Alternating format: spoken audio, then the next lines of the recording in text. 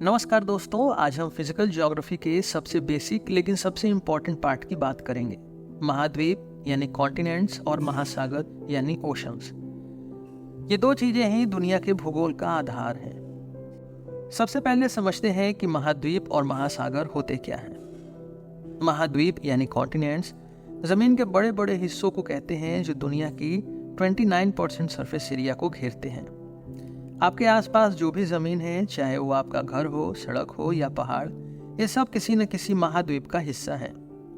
आज हमारे पास 7 महाद्वीप हैं: Asia, Africa, north America, south America, Europe, Australia और अंटार्कटिका। दूसरी तरफ महासागर यानी ओशंस वो पानी के विशाल क्षेत्र हैं जो दुनिया की 71% सरफेस को ढक रहे हैं।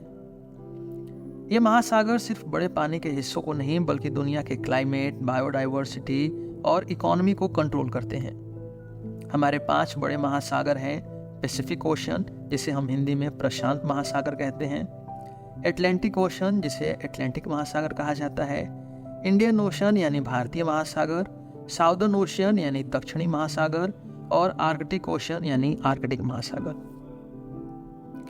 लेकिन क्या आपको पता है ये महाद्वीप और महासागर हमेशा से ऐसे नहीं थे।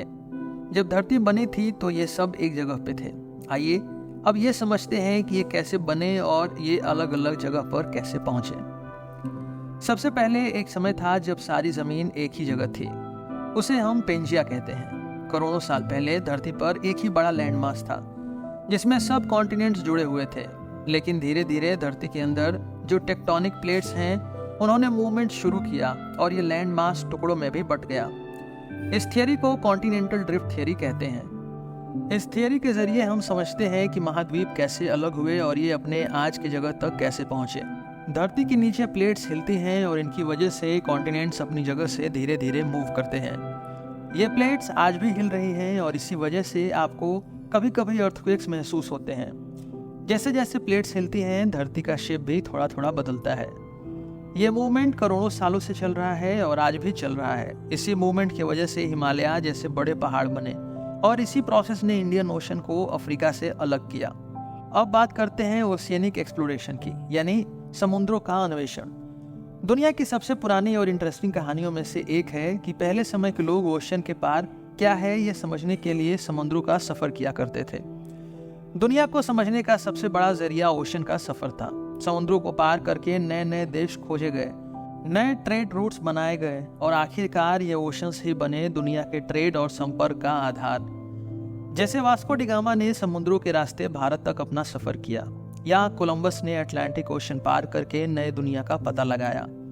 इन सफरों ने दुनिया को बदल दिया क्योंकि अब लोग ओशंस को समझ रहे थे और ये ओशंस दुनिया के कोने कोने को कनेक्ट कर रहे थे। ओशंस की ये खोज ट्रेड और संस्कृति को एक नए लेवल पर ले गई। अब बात करते हैं प्लेट टेक्टोनिक्स की। जैसे हमने ऊपर बात की, ये प्लेट्स धरती के नीचे हमेशा हिलती रहती हैं। धरती के अंदर की एक मोल्टेन लेयर होती है जो इतनी गर्म होती है कि वो सॉलिड जमीन को धीरे धीरे हिलाती है। जैसे हम तवे पर रोटी डालते हैं तो रोटी फूलने लगती है, वैसे ही धरती के नीचे की हीट इन प्लेट्स को हिलाती रहती है और ये प्लेट्स कॉन्टिनेंट्स को धक्का देते हैं। प्लेट टेक्टोनिक्स ने महाद्वीपों और महासागरों का शेप दिया। जैसे जैसे प्लेट्स मूव करती हैं नए पहाड़ बनते हैं, नए महासागर बन जाते हैं और कॉन्टिनेंट्स अलग होते जाते हैं। हिमालय जो दुनिया के सबसे बड़े पहाड़ों में से एक है, ये तब बने जब इंडियन प्लेट यूरेशियन प्लेट से टकराई। इस टकराव ने एक बड़ा पहाड़ी चेन बना दिया जो आज भी धीरे धीरे बढ़ता जा रहा है। अब जब हम ये समझ गए कि कॉन्टिनेंट्स और ओशन कैसे बने, तो चलिए समझते हैं कि इनका दुनिया पर क्या असर है। कॉन्टिनेंट्स और ओशंस दुनिया के हर एक एस्पेक्ट को प्रभावित करते हैं, चाहे वो मौसम हो, जैव विविधता यानी बायोडाइवर्सिटी हो, या ट्रेड और इकोनॉमी हो। ओशंस हमारे मौसम का एक मेजर कंट्रोल मैकेनिज्म है। जैसे इंडियन ओशन और उसकी धाराएं यानी करेंट्स भारत के मानसून को बनाते हैं और यही मानसून भारत के किसानों के लिए जीवन रेखा है। कॉन्टिनेंट्स में ही अपना प्रभाव डालते हैं। जैसे हिमालयास की वजह से भारत में एक अलग ही क्लाइमेट सिस्टम बना है। यह हिमालय ठंडी हवाओं को रोकता है और भारत को ठंडा होने से बचाता है। इसी वजह से भारत का वेदर थोड़ा गर्म रहता है जो हमें दुनिया के कई अलग अलग हिस्सों से अलग बनाता है। आज का भारत जो एशिया का एक हिस्सा है, पहले एशिया से अलग था। भारत का जो टेक्टोनिक प्लेट थी वो इंडियन प्लेट, वो करोड़ों साल तक एक अलग आइलैंड जैसा था। यह प्लेट धीरे धीरे मूव करते हुए यूरेशियन प्लेट से टकराई और इस टकराव के कारण हिमालयस का फॉर्मेशन हुआ। हिमालयस का फॉर्मेशन भारत के डाइवर्स क्लाइमेट का एक मेजर कारण है। ये पहाड़ी चेन भारत को ठंडी हवाओं से बचाती है और यही रीजन है कि भारत में गर्मी काफी रहती है। अगर ये हिमालयस न होते तो भारत का मौसम यूरोप जैसा कोल्ड हो सकता था। हिमालयस की वजह से मॉनसून सिस्टम भी डेवलप होता है जो भारत के एग्रीकल्चर के लिए बैकबोन है। अब हम बात करेंगे समुद्री धाराओं यानी ओशन करेंट्स की। समुद्री धाराएं वो नेचुरल फ्लोज होती हैं जो पानी को विशाल समुद्रों में एक जगह से दूसरी जगह ले जाती हैं। ये धाराएं हमारे महासागरों का एक इम्पॉर्टेंट हिस्सा है और ये दुनिया के क्लाइमेट, समुद्री जीवन और व्यावसायिक गतिविधियों यानी कि इकोनॉमिक एक्टिविटीज को डायरेक्टली प्रभावित करती हैं। आइए समझते हैं कि ओशन करेंट्स कैसे बनती हैं, उनके कितने टाइप्स होते हैं और उनका हमारे लिए क्या इम्पोर्टेंस है। सबसे पहले हम समझते हैं कि ओशन करेंट्स होती क्या है। समुद्री धाराएं महासागरों में बहते पानी की लंबे समय तक चलने वाली स्ट्रीम्स होती हैं जो स्पेसिफिक डायरेक्शंस में मूव करती हैं। ये एक तरह का पानी का हाईवे है जो समुद्रों के बीच टेम्परेचर, न्यूट्रिएंट्स और ऑक्सीजन को एक जगह से दूसरी जगह तक ले जाता है। समुद्री धाराएं दुनिया के ओशंस का एक मेजर ड्राइविंग फोर्स है और इनका असर हमारे वेदर पैटर्न्स, समुद्री जीवन और कोस्टल एरियाज पर डायरेक्टली पड़ता है। अब सवाल ये है कि ये समुद्री धाराएं बनती कैसे हैं। समुद्री धाराओं का फॉर्मेशन के पीछे कुछ मेन फैक्टर्स काम करते हैं। हवा यानी विंड, अर्थ्स रोटेशन और पानी का टेम्परेचर और सॉल्टीनेस और समुद्री लेवल का भी फर्क होता है इसमें। आइए एक एक करके देखते हैं। विंड का असर समुद्री धाराओं के फॉर्मेशन में सबसे बड़ा रोल प्ले करता है। जब हवा समुद्री सरफेस पर चलती है तो ये पानी को अपनी डायरेक्शन में मूव करने पर मजबूर करती है। जैसे ट्रेड विंड्स जो ईस्ट से वेस्ट की तरफ चलती है, वो सरफेस पानी को पुश करती है और इससे एक तरह की समुद्री धारा बनती है। फिर अर्थ के रोटेशन की वजह से भी ये होता है, जिसे हम कोरियोलिस इफेक्ट कहते हैं, जो धरती के रोटेशन की वजह से होता है। ओशन करेंट्स को की जो डायरेक्शन है उसको ट्विस्ट करता है। ये नॉर्दर्न हेमिस्फेयर में करेंट्स राइट की तरफ ट्विस्ट होते हैं और साउदर्न हेमिस्फेयर में लेफ्ट की तरफ। इसी इफेक्ट के कारण धाराओं की मूवमेंट डायरेक्ट नहीं होती बल्कि गोल गोल मूव करती है। पानी का टेम्परेचर और सॉल्टीनेस यानी वाटर टेम्परेचर एंड सैलिनिटी की वजह से भी ये होता है। गर्म पानी हल्का होता है और ठंडा पानी भारी। गर्म पानी ऊपर की तरफ मूव करता है और ठंडा पानी नीचे सेटल हो जाता है। इसी तरह से सैलिनिटी भी धाराओं को प्रभावित करती है। ज्यादा सॉल्टी पानी भारी होता है और नीचे जाता है, जबकि कम सॉल्टी पानी ऊपर रहने की कोशिश करता है। ये फर्क डीप वाटर ओशन करंट को जन्म देता है। कुछ जगह पर समुद्री लेवल यानी हाइट का फर्क भी धाराओं को बनाता है। जहाँ समुद्री लेवल ज्यादा होता है वहां से पानी नीचे की तरफ फ्लो करता है और इससे भी करंट्स बनती है। अब हम समझते हैं कि समुद्री धाराओं के कितने प्रकार होते हैं। समुद्री धाराओं को दो मेन टाइप्स में डिवाइड किया जाता है। पहला है सरफेस करेंट्स और दूसरा है डीप वाटर करेंट्स। आइए सरफेस करेंट्स को देखते हैं। सरफेस करेंट्स समुद्रों के ऊपर के लेयर में पानी के फ्लो को कहते हैं। सरफेस करेंट्स ओशन के सरफेस के 400 मीटर तक अफेक्ट करते हैं और ये सबसे ज्यादा ट्रेड विंड्स और कोरियोलिस इफेक्ट के कारण बनती है। सरफेस करेंट्स दुनिया के सबसे पॉपुलर करेंट्स बनाती हैं, जैसे गल्फ स्ट्रीम और इंडियन ओशन मॉनसून करंट। फिर है डीप वाटर करेंट्स। ये करेंट समुद्रों के डीपर लेयर्स में बनती है। डीप वाटर करेंट्स का फॉर्मेशन टेम्परेचर और सैलिनिटी के फर्क के कारण होता है। गर्म और हल्का पानी ऊपर रहता है और ठंडा सॉल्टी भारी पानी नीचे मूव करता है, जिससे एक साइकिल बनती है। इसका एक उदाहरण थर्मोहलाइन सर्कुलेशन है, जिसे ओशन का ग्लोबल कन्वेयर बेल्ट भी कहा जाता है। यह पूरी दुनिया के ओशंस में हीट और एनर्जी को ट्रांसफर करता है। चलिए अब हम कुछ बड़े एग्जांपल्स देखते हैं जो समुद्री धाराओं के प्रभाव को दिखाते हैं। गल्फ स्ट्रीम और इंडियन ओशन मॉनसून करंट। हम बात करते हैं पहले गल्फ स्ट्रीम की। गल्फ स्ट्रीम एक बहुत पावरफुल सरफेस करंट है जो अटलांटिक ओशन में फ्लो करती है। ये धारा फ्लोरिडा के पास से स्टार्ट होती है और यूरोप की तरफ फ्लो करती है। गल्फ स्ट्रीम का काम नॉर्थ अमेरिका के ईस्ट कोस्ट को गर्म रखना है और इसका डायरेक्ट असर यूरोप के क्लाइमेट पर भी पड़ता है। अगर गल्फ स्ट्रीम नहीं होती तो यूरोप का क्लाइमेट बहुत ठंडा होता। फिर है Indian ocean monsoon current. Bharat के समुद्री इलाके में मानसून सिस्टम काफ़ी ज़्यादा डिपेंड करता है इंडियन ओशन मानसून करंट पर। जब साउथ वेस्ट मानसून विंड्स चलती हैं तो ये धारा को प्रभावित करती है और ये धारा भारत के वेस्ट कोस्ट पर बारिश लेके आती है। ये मानसून करंट्स ही भारत के एग्रीकल्चरल साइकिल का एक इम्पॉर्टेंट हिस्सा है। अब बात करते हैं कि समुद्री धाराओं का प्रभाव कोस्टल रीजन्स पर कैसे पड़ता है। कोस्टल एरियाज में ओशन करंट्स वेदर, फिशिंग और इकोनॉमी पर डायरेक्ट असर डालते हैं। पहले बात करेंगे हम western versus eastern Indian coast की, फिर टेम्परेचर और मेरीन लाइफ की, और उसके बाद हम चलेंगे वेदर और क्लाइमेट पर। शुरुआत करते हैं western versus eastern Indian coast से। भारत के वेस्टर्न और ईस्टर्न कोस्ट का क्लाइमेट समुद्री धाराओं के कारण अलग होता है। भारत के वेस्ट कोस्ट में गर्म करंट्स फ्लो करती हैं, जो वहाँ के मौसम को नरम और समुद्री जीवों के लिए कंड्यूसिव बनाती है। इस वजह से वहाँ फिशिंग इंडस्ट्री ज्यादा फ्लरिश करती है। उदाहरण के लिए केरला और गोवा के कोस्ट में फिशिंग एक मेजर एक्टिविटी है, क्योंकि ये एरिया गर्म करंट से प्रभावित होते हैं। वहीं ईस्टर्न कोस्ट जो बंगाल के पास होता है, वहाँ कोल्ड करंट्स का असर होता है, जिससे वहाँ का टेम्परेचर रिलेटिवली ठंडा रहता है। यहाँ पर फार्मिंग और फिशिंग का पैटर्न भी अलग है। बे ऑफ बंगाल के रीजन में बारिश का पैटर्न भी मानसून करंट से अलग होता है। बात करेंगे अब टेम्परेचर और मरीन लाइफ की। समुद्री धाराओं का प्रभाव वहाँ के टेम्परेचर पर डायरेक्टली पड़ता है। गर्म करंट समुद्री जीवन को ज्यादा न्यूट्रिएंट रिच इन्वायरमेंट देती है, जिससे फिशिंग एक्टिविटीज काफी सक्सेसफुल होती है। Cold currents on the other hand marine species के लिए बहुत ज्यादा अट्रैक्टिव नहीं होती हैं। इसी कारण से फिशिंग इंडस्ट्री की अलग अलग कोस्ट पर डेवलपमेंट अलग होता है।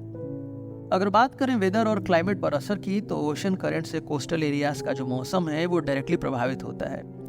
जैसे गर्म करंट्स कोस्टल एरियाज में नरम मौसम बनाते हैं, वहीं कोल्ड करंट्स वहाँ ठंडी हवाएं लेकर आती हैं। समुद्री धाराएं कोस्टल एरियाज को स्टॉर्म और एक्सट्रीम वेदर से भी बचाती हैं, क्योंकि ये ओशन एनर्जी को एब्जॉर्ब कर लेती हैं।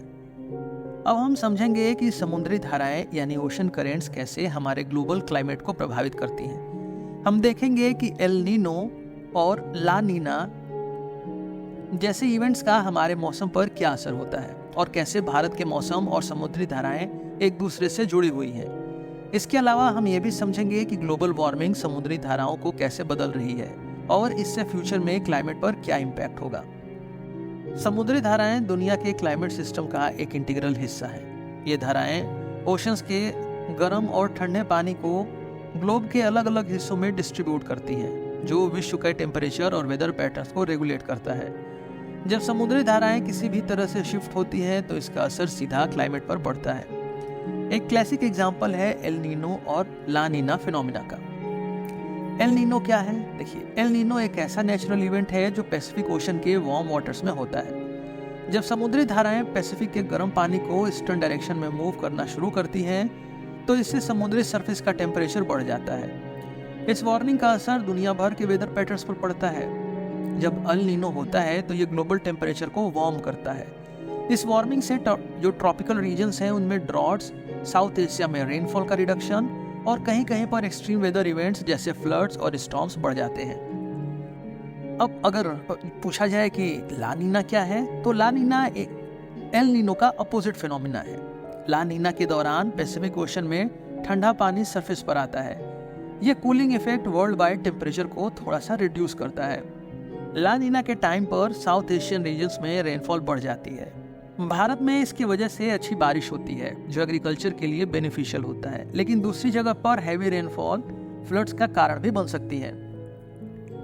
चलिए अब भारत के पर्सपेक्टिव से समझते हैं कि समुद्री धाराएं हमारे रीजनल वेदर पर कैसे असर डालती हैं। भारत का मॉनसून सिस्टम दुनिया के सबसे इंपॉर्टेंट वेदर सिस्टम्स में से एक है और ये इंडियन ओशन करंट से डायरेक्टली लिंक्ड है। साउथ वेस्ट मानसून विंड्स जो गर्म समुद्री हवाओं को इंडियन ओशन से भारत के लैंड मास की तरफ लेकर आती है, समुद्री धाराओं के कारण प्रभावित होती हैं। इंडियन ओशन के मानसून करंट्स भारत में साउथ वेस्ट मानसून को रेगुलेट करते हैं, जो जून से लेकर सितंबर तक चलती है। यह समुद्री धाराएं गर्म पानी और हवा को ले जाती हैं, जिससे हेवी रेनफॉल होता है। इस रेनफॉल का एग्रीकल्चर, इकोनॉमी और लाइफस्टाइल पर सीधा प्रभाव पड़ता है। अल नीनो के टाइम पर इंडियन ओशन के समुद्री धाराएं वीक हो जाती हैं, जिससे मानसून भी कमजोर पड़ जाता है। इसका रिजल्ट होता है ड्रॉट यानी सूखा, जो भारत के अनेक हिस्सों को प्रभावित करता है, खासकर खेती बाड़ी वाले रीजन्स को। ऐसे समय में अनाज की पैदावार कम हो जाती है और इकोनॉमी को नुकसान होता है। जब ला नीना के दौरान इंडियन ओशन में जो पानी है उसका टेम्परेचर ठंडा होता है, लेकिन समुद्री धाराएं ज्यादा फोर्स से चलती हैं। इसका प्रभाव हैवी मानसून और कहीं कहीं फ्लैश फ्लड्स के रूप में दिखाई देता है, जिससे भारत के पूर्वी स्टेट्स जैसे आसाम, बंगाल और उड़ीसा काफी ज्यादा प्रभावित होते हैं। भारत के लिए समुद्री धाराएं और मानसून का संबंध बहुत गहरा है। इंडियन ओशन डाइपोल यानी आईओडी भी इस संबंध को समझने में एक इम्पॉर्टेंट फैक्टर प्ले करता है। इंडियन ओशन डाइपोल के टाइम पर इंडियन ओशन के वेस्टर्न और ईस्टर्न पार्ट के टेम्परेचर में डिफरेंसेस होते हैं, जो डायरेक्टली मानसून रेनफॉल को इन्फ्लुएंस करता है। अगर पॉजिटिव आईओडी है यानी पॉजिटिव इंडियन ओशन डाइपोल, तो इसके टाइम पर वेस्टर्न इंडियन ओशन गर्म होता है और ये गर्म पानी भारत की तरफ हवाओं को खींचता है। इससे भारत में अच्छी बारिश होती है, जो खेती बाड़ी के लिए लाभदायक होती है। जब नेगेटिव आईओडी होता है यानी नेगेटिव इंडियन ओशन डाइपोल, तो ईस्टर्न इंडियन ओशन में गर्म हो जाता है और इसका कारण मानसून विंड्स भारत की तरफ नहीं आती है। इसका रिजल्ट होता है मानसून फेलियर और ड्रॉट। आज हमारा ग्लोब एक और सीरियस चैलेंज का सामना कर रहा है, ग्लोबल वार्मिंग। ग्लोबल वार्मिंग से समुद्री धाराएं भी बदल रही हैं और इसका हमारे क्लाइमेट पर भी प्रभाव पड़ता है। जब एटमॉस्फेयर में ग्रीन हाउस गैसेस का लेवल बढ़ता है तो ओशंस के पानी गर्म होने लगते हैं। गर्म पानी भारी होता है और इससे समुद्री धाराओं का जो नेचुरल फ्लो है वो डिस्टर्ब होने लगता है। जैसे जैसे ओशंस का पानी गर्म होगा, करंट्स वीक होती जाएंगी, जो क्लाइमेट सिस्टम को डिस्टर्ब करेंगी। ग्लोबल वार्मिंग से पोलर आइस कैप्स मेल्ट हो रहे हैं, जिससे समुद्री लेवल बढ़ रहा है। ये बढ़ते हुए पानी का टेम्परेचर और सैलिनिटी पर असर पड़ रहा है, जिससे थर्मोहलाइन सर्कुलेशन जो ग्लोबल करंट्स को कंट्रोल करती है डिस्टर्ब हो रही है। ये लॉन्ग टर्म में हमारे क्लाइमेट को काफी ज्यादा प्रभावित करेगी। ग्लोबल वार्मिंग से अल नीनो और ला नीना जैसे इवेंट्स ज्यादा एक्सट्रीम होते जा रहे हैं। ज्यादा गर्म समुद्री धाराएं ज्यादा पावरफुल स्टॉर्म्स, हरिकेन्स और फ्लड्स ले आते हैं। इंडियन ओशन भी इससे अछूता नहीं है, जहां मानसून और साइक्लोन्स में हमेशा फ्लक्चुएशंस देखने को मिल रहे हैं। आने वाले दिनों में समुद्री धाराएं और क्लाइमेट पैटर्न्स का रिलेशनशिप और भी कॉम्प्लेक्स हो सकता है। ग्लोबल वार्मिंग और क्लाइमेट चेंज के असर से समुद्री धाराएं अपने प्रेजेंट कोर्स से अलग चल सकती हैं, जिससे मौसम के पैटर्न्स बिल्कुल बदल सकता है। समुद्री धाराओं का वीक होना या कुछ करंट्स का ज्यादा स्ट्रांग हो जाना दुनिया के कोस्टल रीजन्स के लिए सीरियस प्रॉब्लम खड़ी कर सकता है। अब हम बात करेंगे बायोडाइवर्सिटी की, यानी पृथ्वी के अलग अलग हिस्सों में पाए जाने वाले जीव जंतु और पौधों की विभिन्न प्रकारों के बारे में।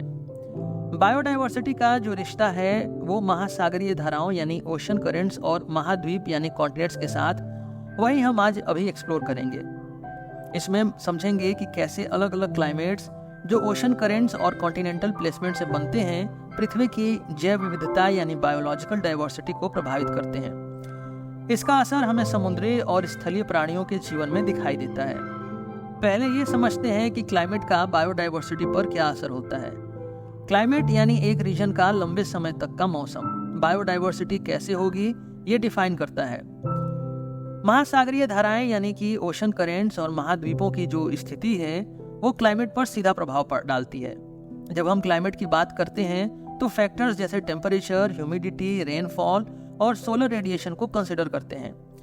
ये सब चीजें मिलकर डिसाइड करती हैं कि किसी रीजन में कौन से जीव या प्रजातियां यानी स्पीसीज थ्राइव करेंगे।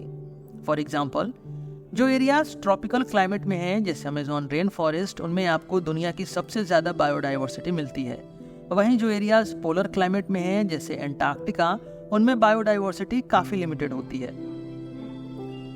ओशियनिक रीजन्स में कुछ जगह ऐसी हैं जहां बायोडाइवर्सिटी काफ़ी ज़्यादा होती है और इन्हें हम बायोडाइवर्सिटी हॉटस्पॉट कहते हैं। यहाँ पर समुद्री धाराओं का डायरेक्ट असर बायोडाइवर्सिटी पर दिखाई देता है। चलिए कुछ फेमस ओशियनिक बायोडाइवर्सिटी हॉटस्पॉट्स की एग्जांपल्स को देखते हैं। पहला है great barrier reef. Great barrier reef दुनिया की सबसे बड़ी कोरल रीफ सिस्टम है जो ऑस्ट्रेलिया के कोस्ट के पास है। यहाँ की समुद्री धाराओं और गर्म ठंडे पानी का कॉम्बिनेशन एक परफेक्ट हैबिटेट क्रिएट करता है मरीन लाइफ के लिए। यहाँ प्रजातियों की ऐसी वैरायटी है जो किसी और जगह नहीं मिलती, जिसमें कलरफुल फिशेस, कोरल्स, टर्टल्स और अनेक मरीन ऑर्गेनिजम्स शामिल हैं। उसके बाद है Indian ocean biodiversity. Indian ocean में भी बायोडाइवर्सिटी के लिए एक इम्पॉर्टेंट रीजन है। यहाँ की गर्म धाराएं और यूनिक जियोग्राफिकल लोकेशन से कई मरीन प्रजातियां पाई जाती हैं। जैसे लक्षद्वीप और मालदीव के आसपास की कोरल रीफ्स में काफ़ी ज़्यादा बायोडाइवर्सिटी पाई जाती है। यहाँ के गर्म पानी से मरीन लाइफ फ्लोरिश करती है, जो फिशिंग और टूरिज्म इंडस्ट्रीज के लिए भी फायदेमंद होती है। समुद्री धाराएं सिर्फ क्लाइमेट को ही नहीं बल्कि फिश पॉपुलेशन को भी प्रभावित करती हैं। फिश पॉपुलेशंस समुद्री धाराओं के साथ मूव करती हैं, क्योंकि धाराएं खाने यानी प्लैंकटन को डिस्ट्रीब्यूट करती हैं, जो फिशेस का मेन सोर्स ऑफ फूड है। प्लैंकटन सन की जैसे प्लांट्स अपना खाना खुद बनाते हैं, वैसे ही प्लैंकटन सन से अपना खाना खुद बना सकते हैं। तो क्योंकि धाराएं खाने यानी प्लैंकटन को डिस्ट्रीब्यूट करती हैं, इसलिए फिशेस का ये मेन सोर्स ऑफ फूड है। जैसे गल्फ स्ट्रीम जो नॉर्थ अटलांटिक में गर्म पानी ले जाती है, वहाँ काफ़ी बड़ी फिश पॉपुलेशंस मिलती हैं, जो ग्लोबल फिशिंग इंडस्ट्री के लिए इम्पॉर्टेंट होती हैं। भारत के लिए इंडियन ओशन मानसून करेंट्स भी फिशरीज को काफ़ी प्रभावित करती है। जब मानसून आता है तो कोस्टल वाटर्स में न्यूट्रिएंट्स बढ़ जाते हैं, जिससे फिश पॉपुलेशन में ग्रोथ होती है। इस वजह से भारत के वेस्टर्न कोस्ट पर फिशिंग इंडस्ट्रीज काफ़ी ज़्यादा एक्टिव होती हैं। अब बात करते हैं स्थलीय यानी लैंड बायोडाइवर्सिटी के। कॉन्टिनेंटल ड्रिफ्ट थ्योरी के according continents millions of year से मूव करते आए हैं। जब कॉन्टिनेंट्स ड्रिफ्ट करते हैं तो वहाँ का क्लाइमेट भी बदलता है और इस क्लाइमेट चेंज का प्रभाव स्पीशीज डाइवर्सिटी पर पड़ता है। एक बहुत अच्छा एग्जाम्पल है हिमालयाज का, जो एशिया और इंडिया के कॉन्टिनेंटल ड्रिफ्ट के कारण बने। हिमालयाज के उठने से भारत का क्लाइमेट डाइवर्सिफाई हुआ।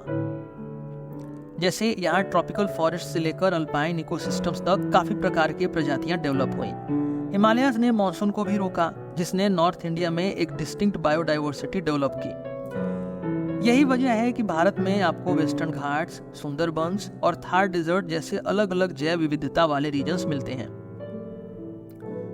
बायोडाइवर्सिटी का ह्यूमन लाइफ पर भी सीधा असर होता है। पृथ्वी पर पाए जाने वाले जीव जंतु और पौधों की प्रजातियां हमारे खाने, मेडिसिन और डे टू डे लाइफ का पार्ट होती हैं। चलिए समझते हैं इसके कुछ एग्जांपल्स। ओशंस में बायोडाइवर्सिटी डायरेक्टली फूड सिक्योरिटी को इन्फ्लुएंस करती है। फिशिंग इंडस्ट्री काफी डिपेंडेंट है समुद्री धाराओं और वहां पाए जाने वाले फिशेस पर। भारतीय महासागर के गर्म वाटर्स में काफी ज्यादा फिश स्पीशीज पाई जाती हैं, जिससे भारत के कोस्टल रीजन्स की इकोनॉमीज फ्लरिश करती हैं और ग्लोबल वार्मिंग या पॉल्यूशन के कारण समुद्री बायोडाइवर्सिटी खत्म हो सकती है। तो फिशिंग इंडस्ट्री को नुकसान होगा और फूड सिक्योरिटी में भी इश्यूज आ सकते हैं।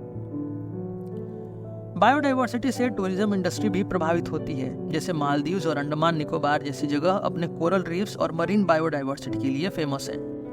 लोग यहाँ आकर स्कूबा डाइविंग और स्नॉर्कलिंग का आनंद लेते हैं। यह टूरिज्म इंडस्ट्रीज लोकल इकोनॉमी का एक बड़ा पार्ट है, जो बायोडाइवर्सिटी के उपस्थिति पर डिपेंडेंट है। अब बात करेंगे समुद्री धाराओं यानी ओशन करेंट्स के आर्थिक महत्व के बारे में और कैसे इन धाराओं का प्रभाव विश्व व्यापार मार्गों यानी ग्लोबल ट्रेड रूट्स पर पड़ता है। जब हम धाराओं की बात करते हैं तो यह सिर्फ पानी के बहने का प्रोसेस नहीं होता, बल्कि यह व्यापार, नेविगेशन और शिपिंग इंडस्ट्री का एक अहम हिस्सा होता है। समुद्री धाराएं ग्लोबल ट्रेड में काफी बड़ा रोल प्ले करती हैं। ओशन करेंट्स शिप को अपने पाथ पर आगे बढ़ने में मदद करती हैं और ट्रेड के लिए ज्यादा एफिशिएंट रास्ते प्रोवाइड करती हैं। समुद्री धाराएं नेचुरल हाईवेज जैसे काम करती हैं। उनकी स्पीड और डायरेक्शन का यूज शिप्स अपनी जर्नी को फास्ट और स्मूथ बनाने के लिए करती हैं। जैसे गल्फ स्ट्रीम जो नॉर्थ अटलांटिक में चलती है, यह शिप्स को यूरोप से अमेरिका तक ले जाने में मदद करती है। बिना समुद्री धाराओं का स्टडी किए शिप्स के लिए इतनी बड़ी डिस्टेंसेस को ट्रेवल करना मुश्किल हो जाएगा कवर करना। एंशिएंट टाइम्स में भी ये समुद्री धाराएं व्यापारियों और जहाजी बेड़ों के लिए काफी महत्वपूर्ण रही हैं। समुद्री धाराओं का नेविगेशन में यूज कई हजारों साल से हो रहा है। पूर्व समय में व्यापारियों को समुद्री धाराओं की स्टडी करनी पड़ती थी ताकि वो अपने गुड्स को एक कॉन्टिनेंट से दूसरे कॉन्टिनेंट तक ले जा सकें। अरब मर्चेंट्स और यूरोपियन नेविगेटर्स जैसे वास्को डी गामा इन धाराओं का यूज भारत और यूरोप के बीच में अपने ट्रेड रूट्स तय करने के लिए करते थे। आज भी धाराओं का यूज मॉडर्न शिपिंग इंडस्ट्रीज के लिए उतना ही इम्पोर्टेंट है जितना पुराने जमाने में था। समुद्री धाराएं शिप्स को फ्यूल बचाने और समय कम करने में मदद करती हैं। अगर हम समुद्री धाराओं को समझे बिना व्यापार करें तो शिप्स का जर्नी लंबा और महंगा हो जाता है। चलिए अब हम भारत के नजरिए से इंडियन ओशन ट्रेड रूट्स को समझते हैं। इंडियन ओशन हमेशा से ही भारत और अफ्रीका, अरब देशों और साउथ ईस्ट एशिया के बीच ट्रेड का एक मेजर रूट रहा है। पिछले हजारों सालों से ये समुद्री रूट भारत की आर्थिक प्रगति का एक स्ट्रॉन्ग फाउंडेशन भी रहा है। मॉनसून विंड्स और समुद्री धाराएं इंडियन ओशन में व्यापारियों के लिए मेजर रोल प्ले करती थी। जैसे ही मॉनसून विंड्स बदलती थी, व्यापारी शिप्स को ये धाराएं साउथ ईस्ट एशिया या वेस्ट एशिया की तरफ पुश करती थी। फिर जब विंड्स का डायरेक्शन बदलता था तो व्यापारी अपने शिप्स को वापस ले आते थे। इस प्रक्रिया ने भारत को एक इंटरनेशनल ट्रेडिंग हब बनने में मदद की। आज भी इंडियन ओशन के स्ट्रेटेजिक लोकेशन और समुद्री धाराएं भारत की शिपिंग इंडस्ट्री और फिशरीज के लिए काफी इंपॉर्टेंट है। भारत के लिए समुद्री धाराएं एक स्ट्रेटेजिक इंपॉर्टेंस रखती है। इंडियन नेवी अपनी मैरीटाइम ऑपरेशंस में इन धाराओं का स्ट्रेटेजिक यूज करती है।